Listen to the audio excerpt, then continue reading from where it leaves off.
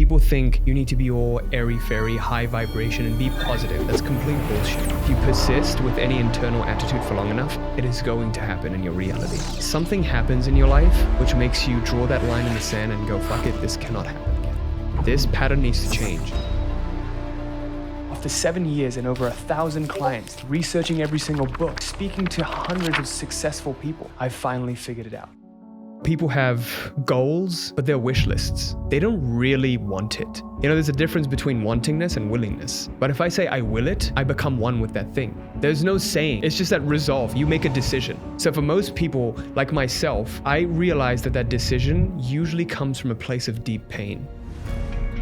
The desire to experience positivity itself is a negative experience. The act of accepting a negative experience is a positive experience. It doesn't matter like what fuel you have right now, just use what you've got. Don't miss out on our weekly podcast episodes filled with insightful discussions on what experts have already figured out. So please hit the subscribe button to stay updated. I am here today with Quazi. Dude, how do we even start? I think we just met. Yeah. But we just clicked at the conference in Phoenix a month ago and we had a time. We've been rinsing the blackjack tables. Exactly. I figured we should start there. So to give you guys an intro, Quazi, you have over 500,000 YouTube subscribers now. You really talk a lot about reality, mindset, really perception shifting and how that ties and helps entrepreneurs. Yeah. But we didn't start there. We actually, what was funny is debaucheries. Yeah. We just connected at a conference in Phoenix about a month ago. Someone that used to work for me works for you now. I think that was how it started. And then the event was at the Talking Stick in Phoenix, Arizona. Yep. So come nighttime, we gambled. I don't know if you want to share that story. I don't care. Yeah, I don't really care. Feel free to take it. I mean, yeah, we were just having fun. I mean, that was what, your third time playing blackjack? It was my third time playing blackjack. It was not my third time. Like, I love playing blackjack because it's one of the games you have the highest statistic probability of actually winning, and there's an actual strategy in there, you know. But I just love how you're like all about decision making, like analyzing your decisions like a maniac. Like, dude, it's just a fucking gambling. Like, it's a game. You're like, no. No. So when you and I started gambling, I think it was on the third and final day. Yeah. But I was playing the 2 days before that, and this weekend was my third time ever gambling, and I started off with, I believe, $500 the first day. Yeah. That completely wiped out the first day. Oh, really? Day one, $500 to zero. And I was actually doing good too. Yeah. But my friend who also put $500 in, he just lost everything pretty fast. Oh shit. And so I think I just got bored. Yeah. And eventually I was at like $150 left. I went all in and you just turned into 300. And it went to zero. Oh, okay. So that was day one. So day two, back at it again. Put another $500. And that 500 was with two people I worked with. Shout out Dario and Jason. But we all gambled together. And it was super fun. It was two people on my leadership team. Yeah. And that 500 got down to, I think, like 150, 125 around there. And I was like, man, it's going to be like day one. Like, this is it. And I was focused and like playing for hours. Yeah. Just grinding with your last 150. Just the last 150. I worked that 150 all the way back up to, I want to say, like 825.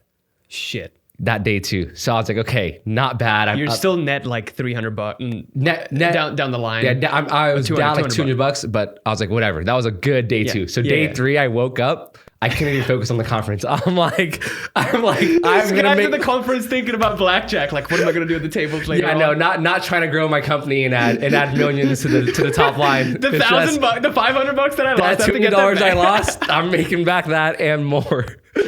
Oh my god, that's fun. So coming 825, and the first time I played that day was with you.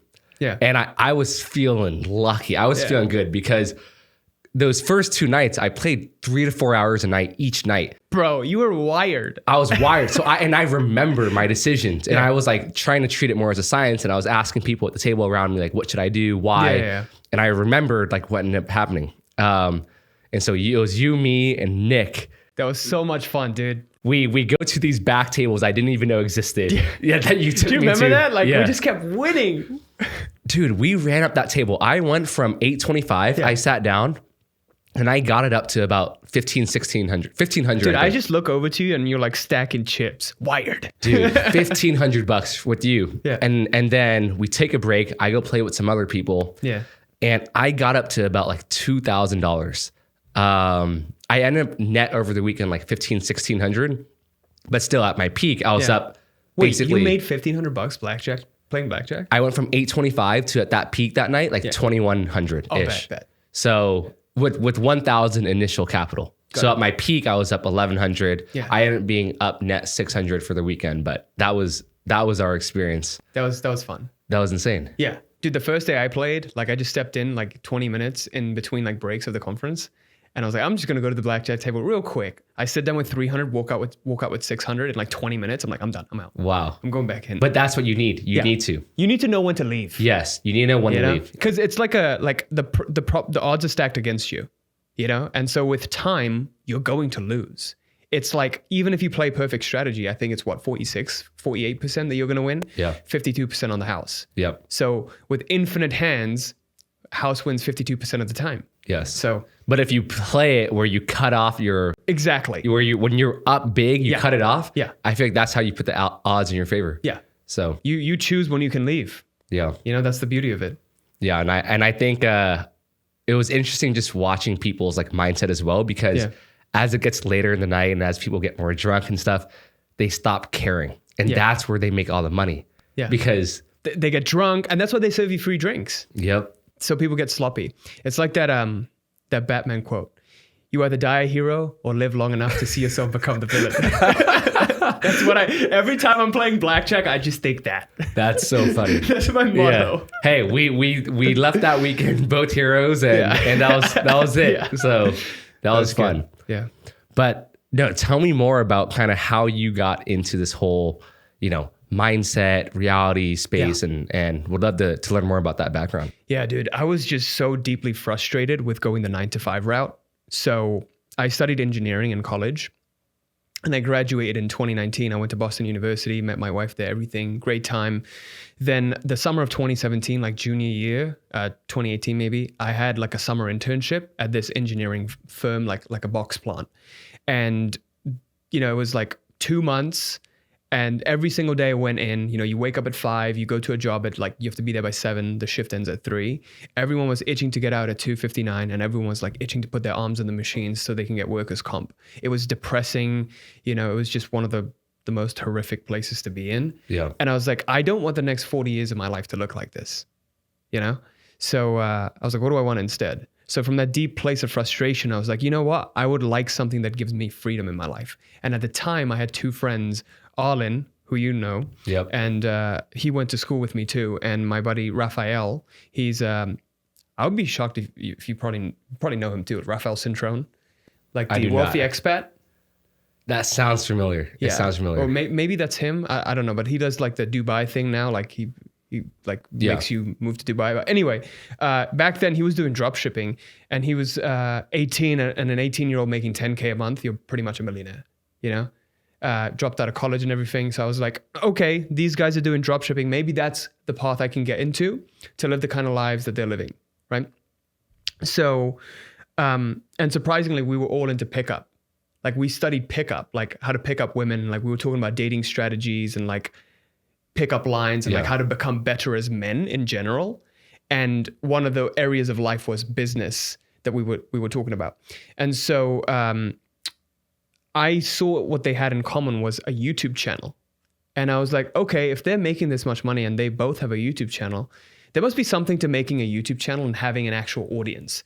So, I was like, all right, let's just start a YouTube channel and see where it goes.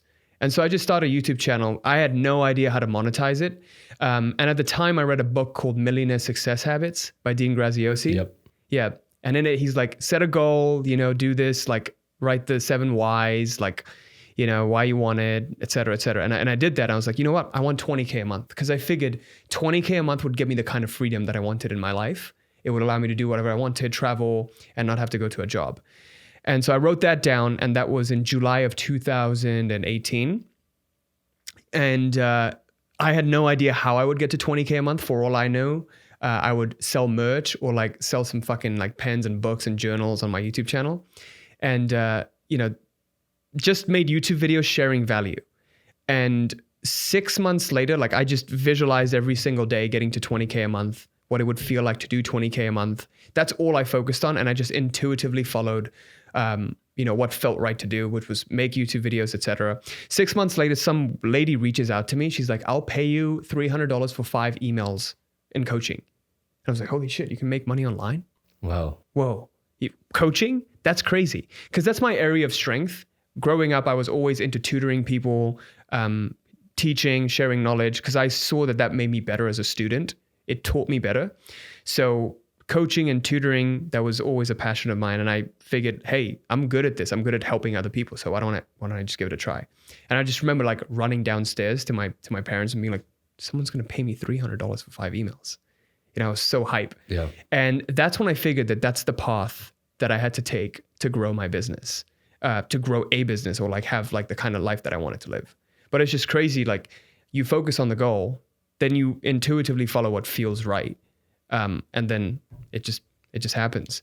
But most of the times we like are so filled with doubt because we were very mental, right? Like we just mentally think about things like intellectually, does this make sense? Like positives and negatives. We don't take that leap of faith. That makes no logical sense at all. So I got a full-time job offer from that job, which was giving me a comfy, cushy, like 50K a year salary and benefits and like health insurance, blah, blah, blah.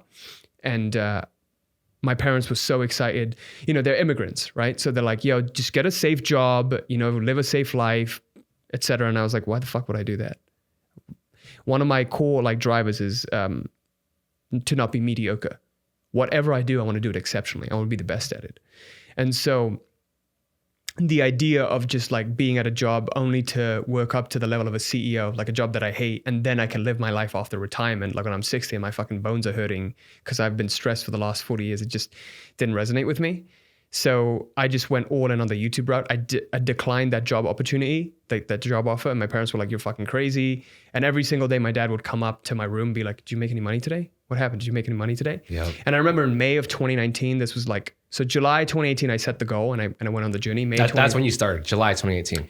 So July 2018 is when I set the goal, but I officially launched everything in February of 2019. Okay. My second semester of senior year, because I had like more time available then that I could work on the business. Yeah. Then I made the intention to go out and ask for coaching.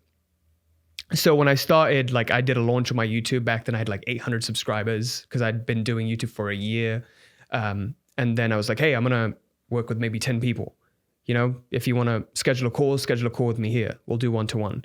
And then this was on your Instagram? No, this is on my YouTube. Oh, wow. You would literally say it I did a YouTube CTA. channel. Yeah. Wow. I did at the end, I just did a pitch like, hey, hope you enjoyed this video. By the way, just want to let you know, we're doing a launch of my brand new reality mastery program. Like I'm going to be working with 5 to 10 people, Yep. Schedule a call to apply to work with me here. And I got like, 7 calls booked or something.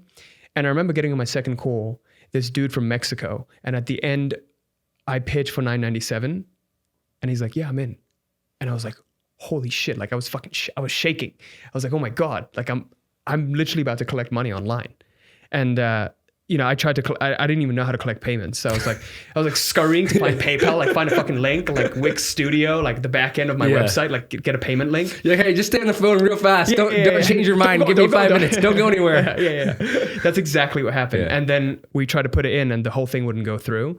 And then the second time, like we split it in halves and it went through. Okay. So, that's my first into coaching.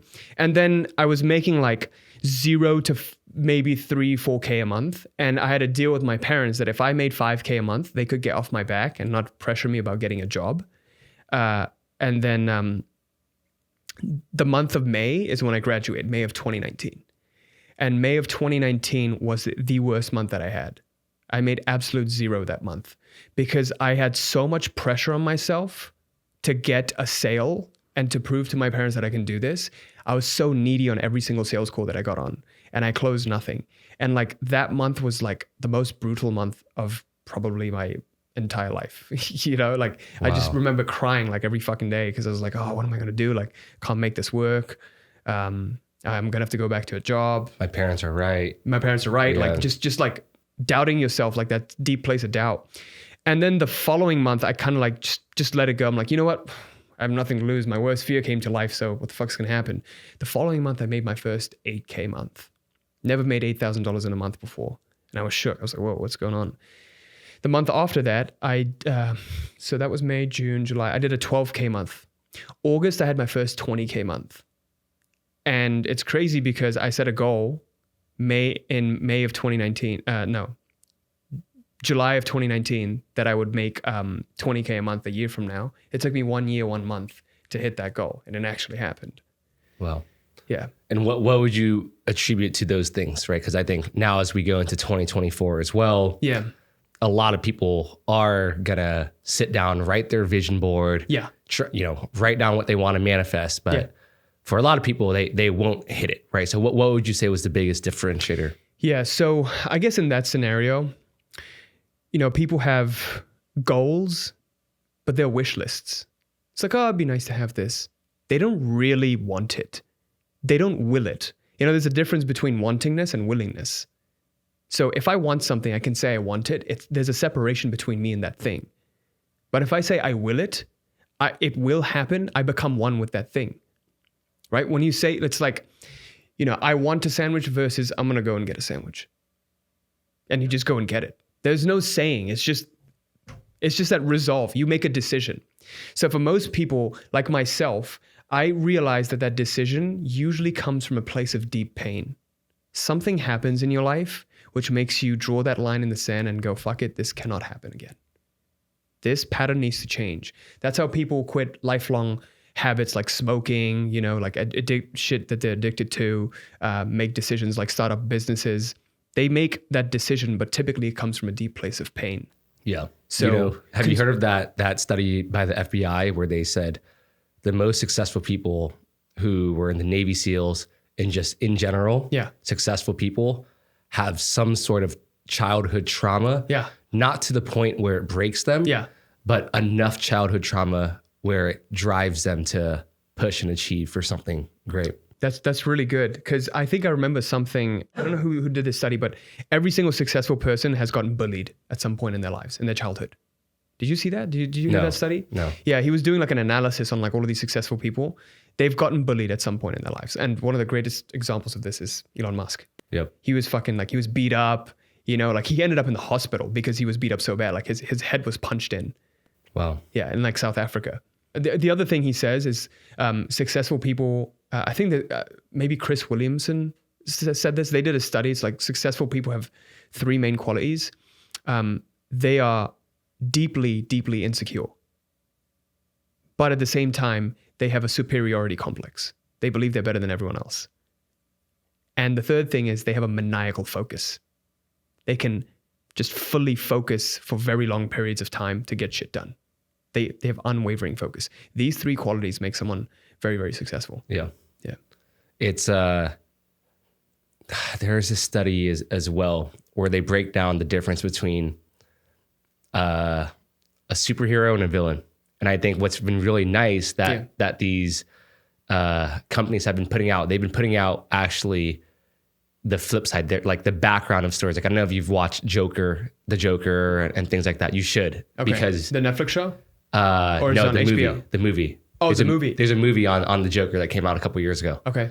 But the only difference between superheroes and villains is they actually experience the same past. Yeah. It's just how they let that past define them. How they recontextualize it. Correct. That's the only difference between a superhero and a villain. That's fucking crazy, dude. Yes. And when you watch these villain origin movies and you watch it from that point of view, you're going to see they also go through struggles and same thing. Yeah. But it's how they became a victim of their circumstance. Yeah. Is how they ended up becoming the bad guy. Interesting. That's very, very interesting. But I mean, theoretically, it's the same, right? It's like when you're a villain, when you're the villain, you're the hero of the bad guys. Yeah. And when you're the hero of the good guys. Mm-hmm. So it makes a lot of sense. Yeah. So I guess you went down this path for YouTube. You took the risk, right? Yeah. How has kind of your knowledge and coaching kind of shaped along the way? Like what have you seen has been the biggest mindset blockers been for aspiring or even current entrepreneurs? Yeah. I recently came to the realization that, just being completely vulnerable here, like I've been stuck, like I was stuck in my business at like 7 figures, like 100K a month for like the last 3 years. And I realized why that is. Unconsciously, I had this fear of success. We talked about this, like this fear of if I grow too much, there's gonna be a lot of complexity, negative reviews, complaints, hate, etc. And I was like afraid of that. I was like, I'll just stay real low key. Even Hormozi talked about this. He was like, I don't want to be famous because with fame comes problems, until he had that conversation with like Dean Graziosi or something. Mm-hmm. So I had that fear of success. And then I recently like realized, hey, when you uncover something that's keeping you stuck, the question becomes, is it worth it for me to hold on to that and sacrifice not growing? Am I willing at my deathbed to say to myself, I'm so glad that I didn't grow and I let this fear keep me stuck, right? It's always the lesser of two evils. So it all comes back to that pain. Which is the greater of two pains?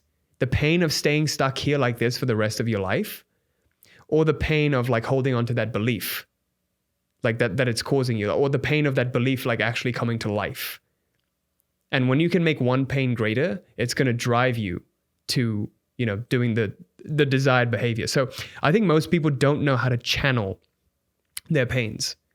They don't know how to transmute their pain into pleasure, or their problems into goals, like how to move towards it.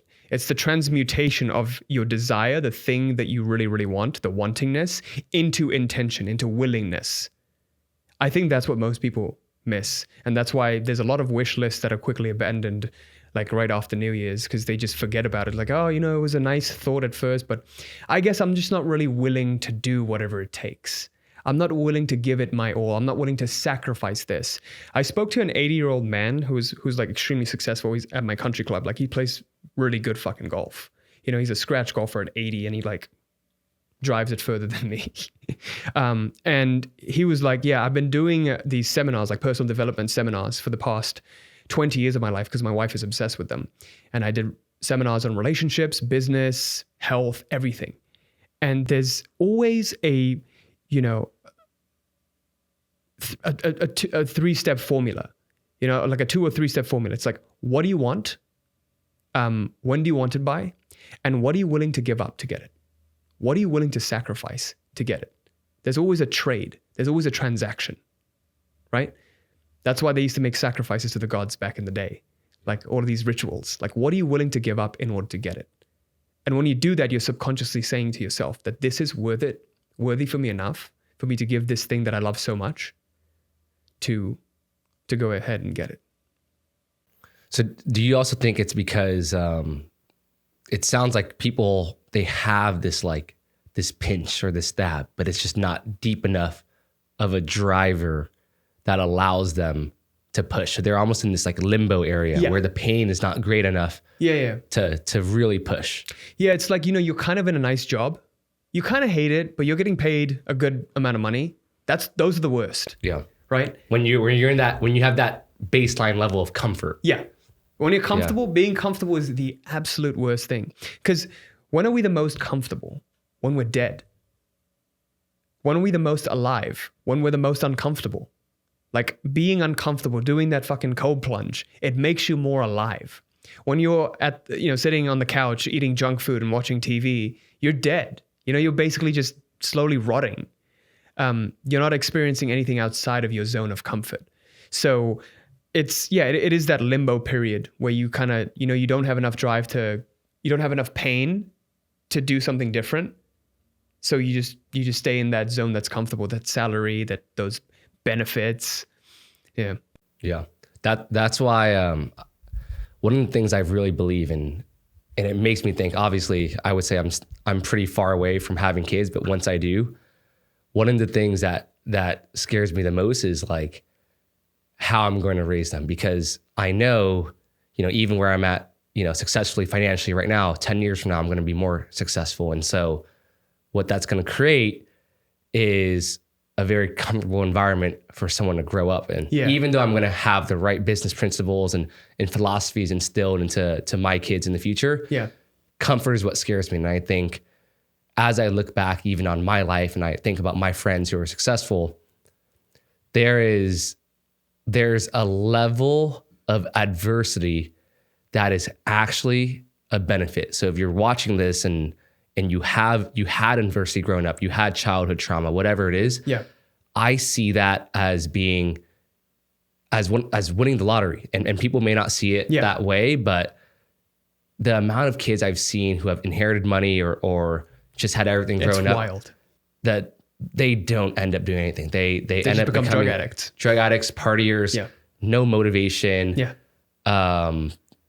And that's why I think like having some sort of adversity or trauma growing up is one of the biggest blessings. Dude, the worst thing that could happen to any human being, to any individual, is the moment they achieve their goal. The moment you achieve your goal, it's done. You have nothing to work towards. I remember like I wanted to get to 100K a month in my business for such a long time. And as soon as I got to it, I was like, I just felt empty. It's like, oh, what's next? That moment of euphoria lasted for a grand total of like 3 seconds. Yep. I was like, what's next? So it's in the hard work, the journey that you get the most joy. But yeah, going back to that, like thinking about how you're going to raise your kids. I've been thinking about that too, because I just had a kid. Yeah. Congrats, by the way. Yeah. Thank you. He's like he's going to be 6 weeks on Monday. So I'm like, how am I going to, raise him in a way that makes sure that he has all the values that we have. If you look at people who raise their kids, they just, in a way, they just kind of get lazy. They don't work hard to raise their kids. They work hard in their businesses. They don't work hard to actually raise their kids. They don't work hard in their marriage. They don't work hard in their health. They neglect all of these areas. They get lazy and comfortable in these other areas because they have to be, uncomfortable in their businesses. But the truth is, if you want to truly be exceptional, live an exceptional life, you have to be uncomfortable in every single area to grow in every single area. You have to make difficult choices. Like, it's just, you can't get lazy. Like with your kids, you cannot get lazy. And I think, when I look at, I don't know what Grant Cardone's relationship is like with his kids, but his daughter's like, 13, 14. She did a speech in front of like thousands of people. And that's pretty crazy. She seems brilliant and very well raised. Yeah. So, it just looks like he's raising his kids very smartly, even though he can give them everything. Yeah. Right. So I think part of it is, it's not something that I worry about. It's just like, I know if I set the standard, my kids will follow. Yeah. There's a very high likelihood, and I have a good relationship with my kid, he'll follow that standard. Because, I was watching that David Beckham documentary. Did you watch it? I watched episode 1. Okay. Yeah. I think he might have talked about it in episode 1, but he was saying how growing up, I saw my mom and my dad work really hard. And I knew if I wanted to be an exceptional soccer player, I had to work hard. Yep. And so he was in the backyard every single day, just fucking playing. He was working hard since day one because he saw his parents working hard growing up. So, even if you have it all, you see your parents working hard, you're going to be like, this is the norm. This is the standard. Yes, the environment. This is just how it is. Like you work hard. I think when I think about my work ethic, same exact reason. Yeah. I don't know anything different because my parents, I barely saw them growing up because they were both working full time. Right. So yeah, it's funny because I had to teach myself work ethic. I kind of like saw my when I was really, really young, like my parents worked hard, but when I grew up, I kind of saw my dad, like I hate to badmouth, but like just legit speaking, like, he didn't want to do chores around the house. He just didn't want to exercise, his health kind of like he has like arm pain and stuff because he doesn't exercise and like take care of himself properly. Gets a little lazy. And I kind of saw that and I got lazy. But then I had to learn these lessons because of my inner core drives, which is the drive to not be mediocre, to be exceptional in whatever I do. And I just get so much joy and satisfaction. So I do think like even if you grew up in like an environment that's, not particularly susceptible, like the original conditions in which you were supposed to be successful, you can still train yourself if you have the willingness to do so. There's nature versus nurture. Yeah. What do you feel like you're currently going through to get to that next level of business for yourself? Anything you're working on your mindset or skills? Yeah. So one thing I mentioned to you was overcoming like that limiting Belief. Yeah. The fear of success. I'm just like after that event, like the conference, after playing so much blackjack, I'm just so hyped to work hard. No, I just got really pumped after that. And especially meeting dudes like you, like who just fucking, you know, you're like, I talk to you like, yeah, I work 7 days a week. I'm like, what the fuck? Yeah. 7 days a week? I'm like, shit. I'm slacking. Yeah. And, you know, I came back and I just started really going at it. My wife was like, what the fuck are you doing? Why are you working so hard? I'm like, I have a kid now. Yeah. You know?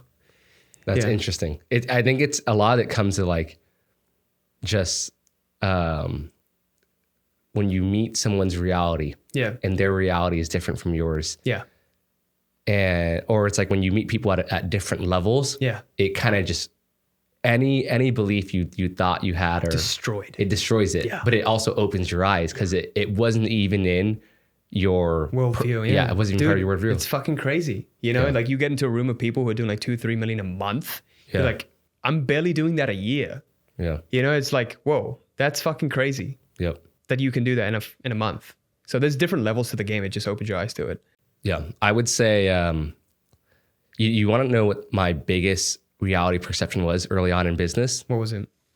It was when I joined Sam Evans' mastermind. And I remember this so clearly. Yeah. January 2019. I started my business, I think a few months before that. Yeah. And we had our best month, I think, in like December or November, where we did like 30K. But up until that, it was like 5K a month for You joined Quantum 5 months. When you're doing 30K a month? I don't even want to use 30K a month because it was 1 month. You hit your first 30K a month. I hit first 30K. And so I kid you not, I think I had, I don't know, like 40, 45K in my bank account. And you gave like 39, like 32. Literally 36, 39K, whatever it was.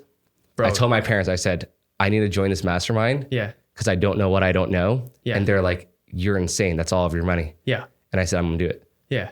And I gave the money away. January 2019, went to my very first mastermind in that room. Yeah. This was back when Sam made every single person go around, tell your name, what you did, how much money your business was doing every month. And there was like 70 other entrepreneurs in there. Yeah. I was the lowest one in there. Wow. And I said 30K as like, what was your monthly thing? I said 30K, even though it was 1 month. I said 30K. And my realizations I had there, just meeting other people. Yeah. I was like, okay, I know I'm going to get to multi 6 figures a month, 7 figures a month. Yeah. Just by being in that room alone. Wow. Wow. Dude, I have goosebumps. So, yeah. That's crazy. It's but crazy. I think like that's part of the reason, I think that's a huge part of the reason you are where you are, because you took your last 45K and like 3/4 of it, you just pumped it into investing in your growth. Yeah. Like no one fucking does that. You know, most people will be like, all right, I'll just buy a fucking TV and like buy a Lamborghini or like fucking, over leverage myself in an asset that's going to fucking depreciate very, very quickly. That's not going to it's going to cost me more in maintenance.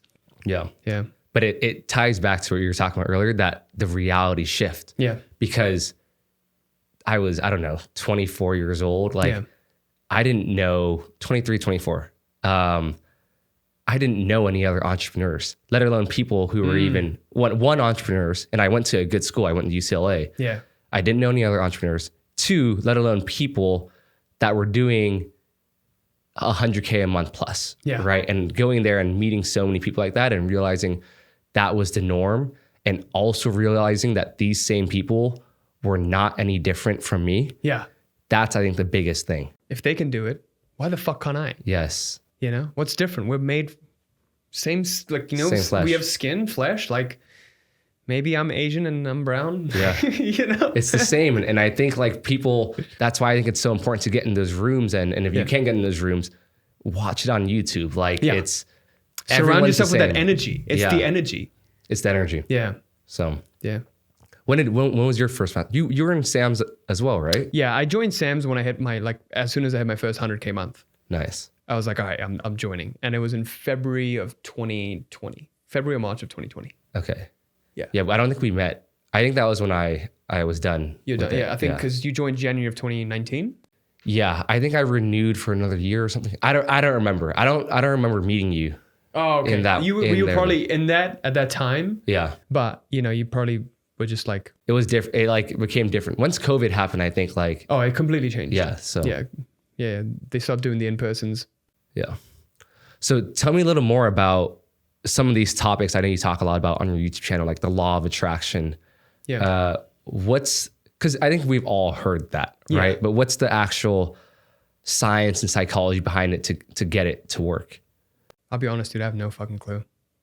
I have no clue what the science is. All I know is if you focus your mind on something, like you just focus, you give something your full commitment, you fully surrender to it, it's going to happen one way or another, right? Like you focus on a goal and you keep it top of mind, and that's the only thing you live, you sleep, you eat, you breathe. That's the goal. It's going to happen. Yeah. You just committed your whole life to it. And so it's going to happen. So whatever is held top of mind tends to manifest. But there's like a lot of laws around it, a lot of things around it, a lot of theories, subtleties, nuances, theories. But fundamentally distilling it, if you give your life energy to something, it's going to happen. Have you, I guess over the years, what would be some specific principles that have defined your belief? Specific principles. I think principles that I really, really live by that have helped me is giving. Like whatever I want to give it in an equivalent form. And that's how I started my channel, just sharing stuff that worked for me. And if I give it all away, it's going to come back to me. I don't know how or when, but it's going to happen at some point. I just focus on giving. And I reward myself based on how much I can give, how much I can serve. So that's one of the main things. The other thing that I realized very, very early on is if I want to experience something in my life externally, I have to be the person who's worthy and deserving of that internally. So life is like a mirror. Whatever external reflection I want to see, I have to first present the correct internal image. I have to act like it. I have to, change my environment around, change everything, my identity, my personal identity. So everything we experience is a direct result of the personal identity that we're attached to right now. But unfortunately for most people, the identity that they are attached to has been unconsciously formed. It's a collection of things you've heard your parents say, things you've heard your friends say, stuff you've seen on TV. You just happened to pick it up because you just thought, oh, everyone else is doing it.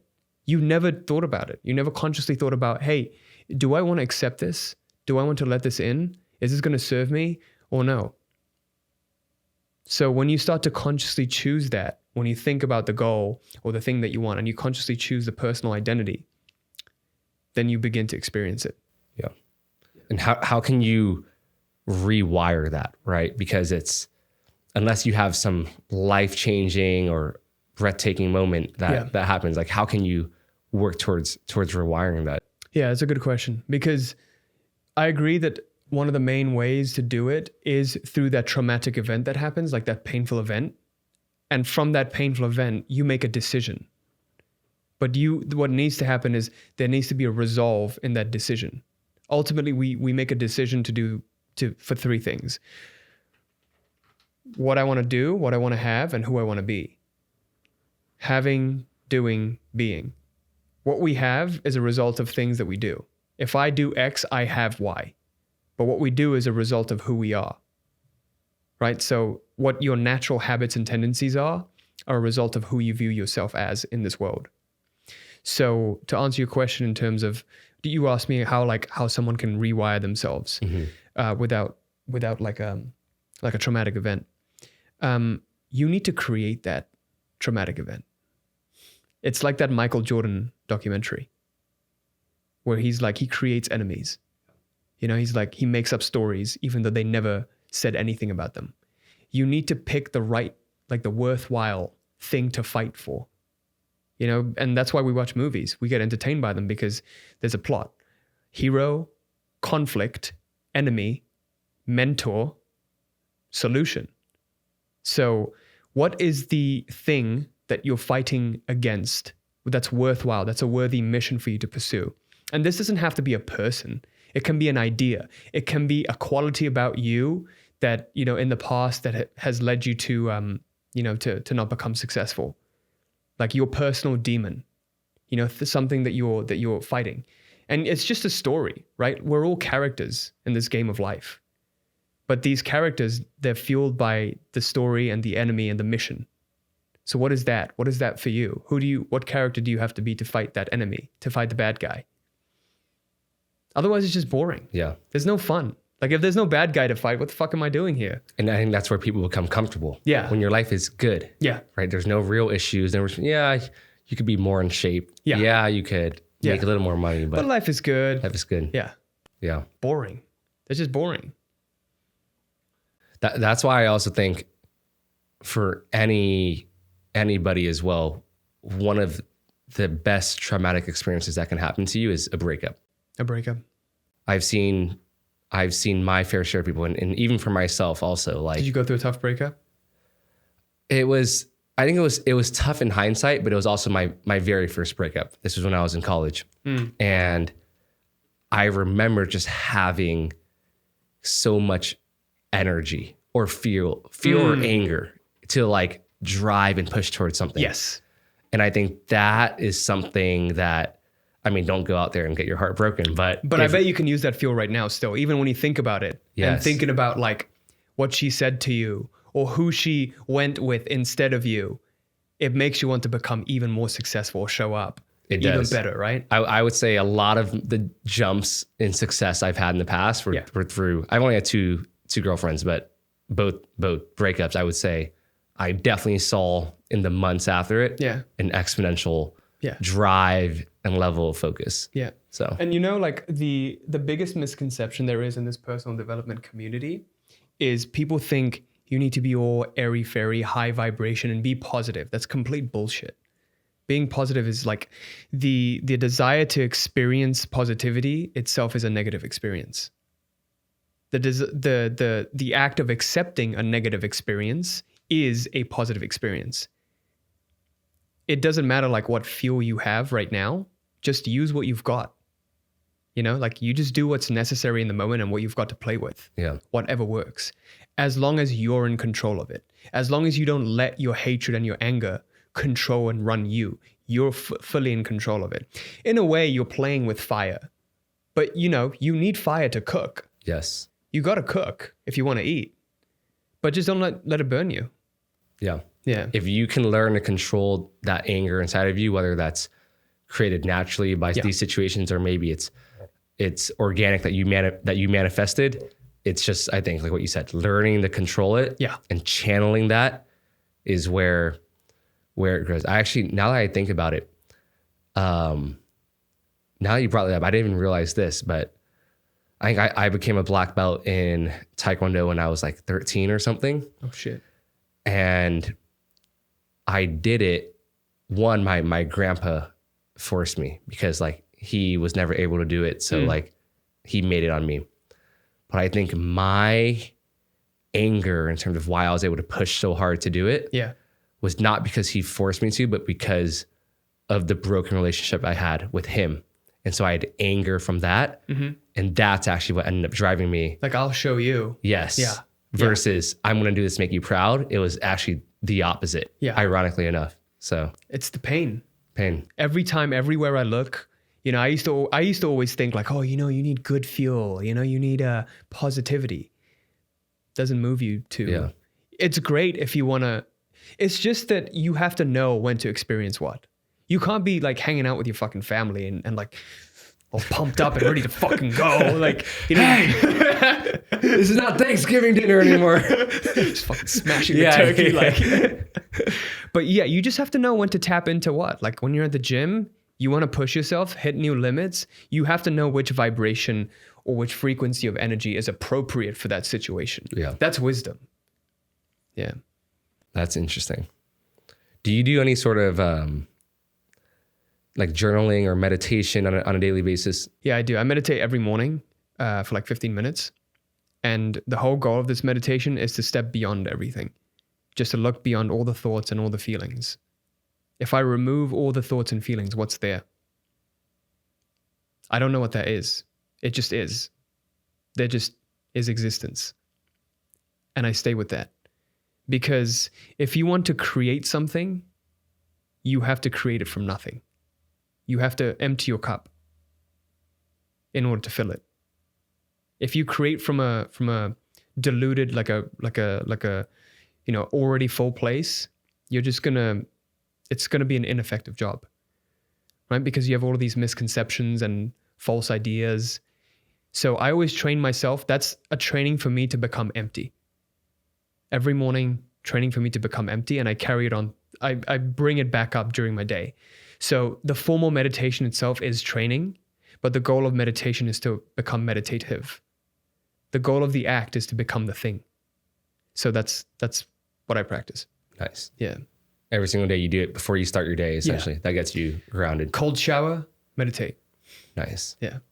Soon to be cold plunge. Soon to be cold plunge. That's going to be a shivering cold though. Yeah. That is, yeah. That's interesting.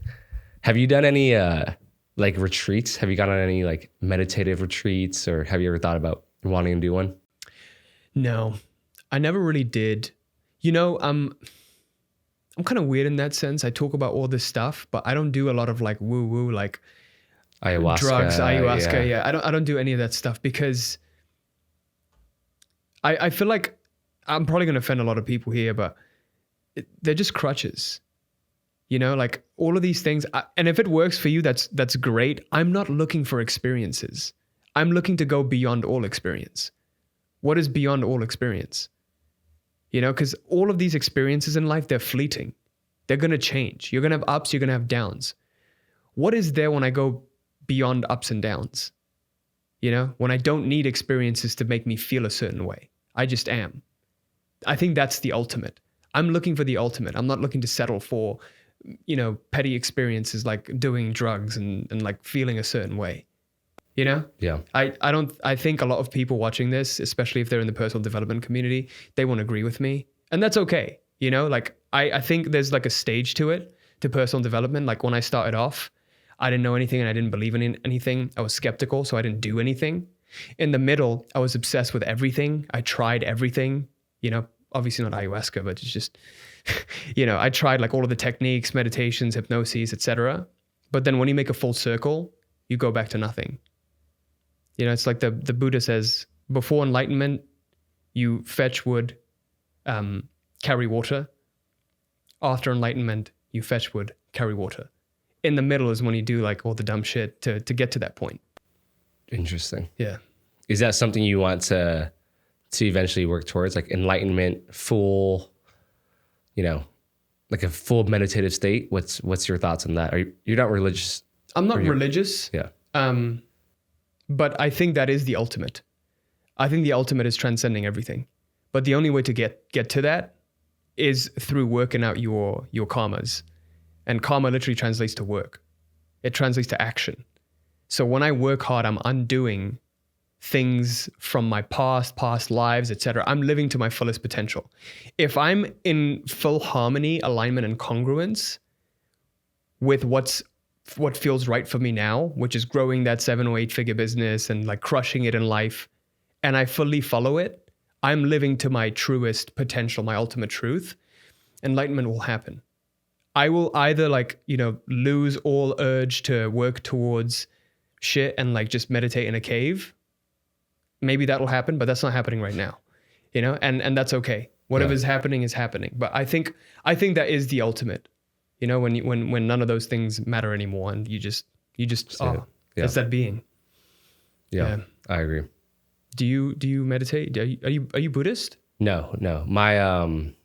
But my family is pretty religious. Okay.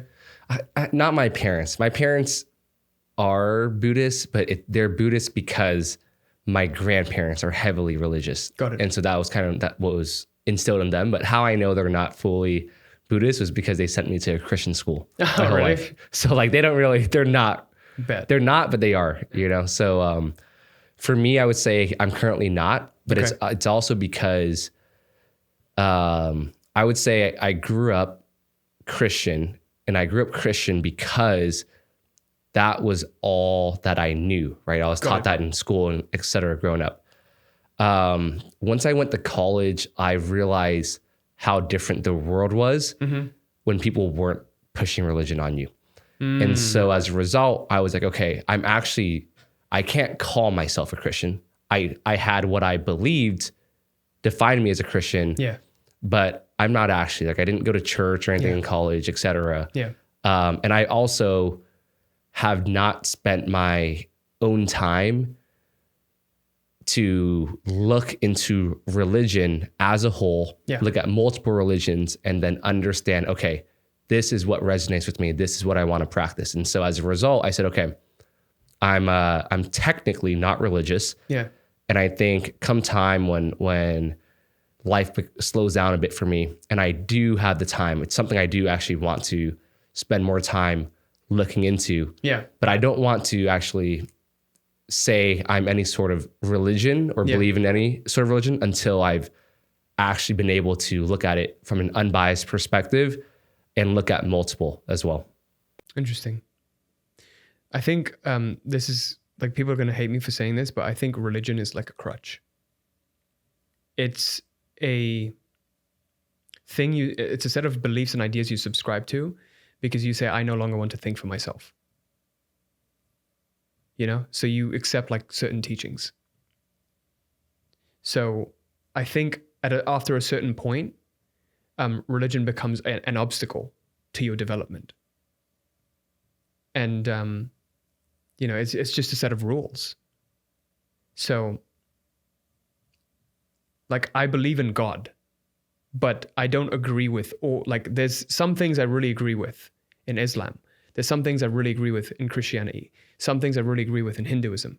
In every single religion, I agree with a lot of different things. But there's also a lot of things that I don't fully resonate with. Like, I don't believe God is punishing, that you should be fearful of God. You know?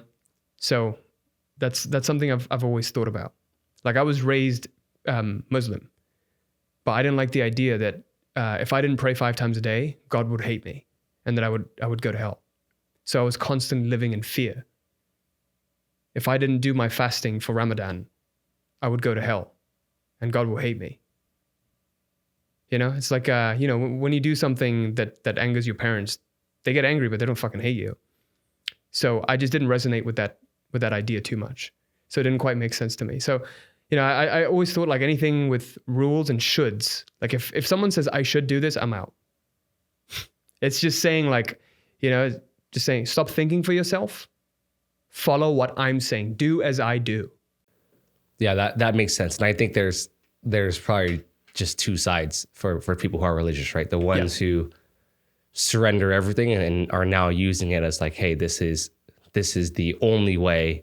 You must follow every single principle to a T. And I've also seen the other side, which is someone using religion to feel their strong fundamental beliefs, and have that be as a benefit instead of a crux. So I mean, if you're like a strict, like a religious person, and you completely surrender yourself to religion, and that makes sense to you, I think that's awesome. I think that's phenomenal. But there's, you know, different people are wired differently. So some people are more intellectual and they take the path of the intellect. Some people take the path of the heart. Some people take the path of the work. You know, there's different in ancient, in yogic knowledge, there's 4 different paths to enlightenment. The path of the intellect, which is the hardest path. The path of devotion, where you devote yourself to a religion or a guru and you don't question anything he says, you just do everything he says. The path of work, where you just work hard. And the path of energy, you know, when you practice certain kind of energies to get yourself to a certain state. Yeah, I've never thought about it in that sense. But yeah, it's something that I think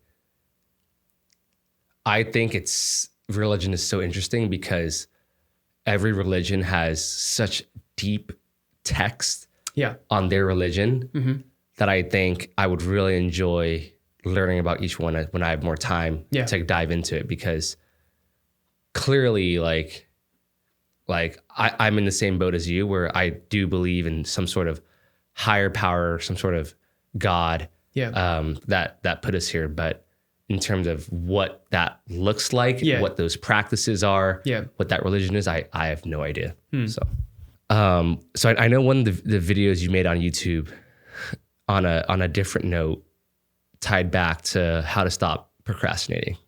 And I think a lot of people have this issue, especially nowadays with social media. Yeah. What would you say would be your tips on how to stop procrastinating? You know, the last podcast I was on is the exact question I got. Really? Yeah. So I always think about procrastination, and I'm like, you know, I see a lot of the, a lot of really smart people procrastinate. Geniuses. They procrastinate on something. And I remember Bill Gates once said he hires the laziest person for the task, because the laziest person will find the easiest way to do the task. So, you know, in thinking about that, it's like, why do we procrastinate? Because the perceived downside, the pain that we're experiencing from doing it, the discomfort, is greater than the perceived benefits that we would get from doing it. If there is not a good enough reason to do something, why would you do it? And there's different reasons for that, because we get wired with dopamine. Like, we're used to doing easy things and quick solutions than taking some time and writing something really deep. You know, I can get myself to write something, like plan a video for like an hour or two of deep focus. But if I've, you know, consistently been wiring myself to get a quick hit of dopamine every 15 minutes, my hand is going to reach for my phone to check my Instagram. That's going to naturally happen because I've trained myself that way. So it's going to be uncomfortable, but it's just your underlying attitude of, hey, what am I giving up by putting this off? Versus, what do I have to gain if I were to actually do this? What good things could happen? What would I feel? How would I feel if I actually got this done? And I think when you're very, very clear about that, you can make that resolute decision, right? Like, what am I giving up by procrastinating on it?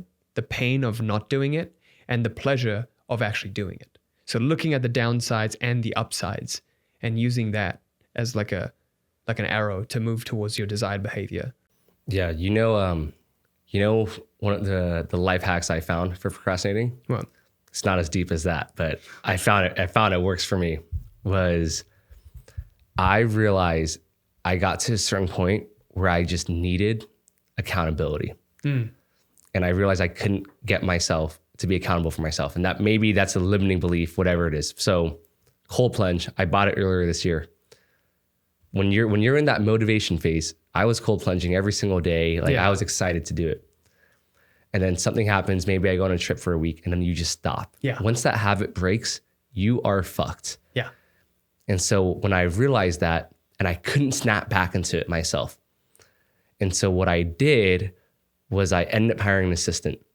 And one of her tasks is literally to make sure I get into that cold plunge and say no to any excuse I throw at her. And ever since I did that earlier in the year, I don't miss my cold plunge.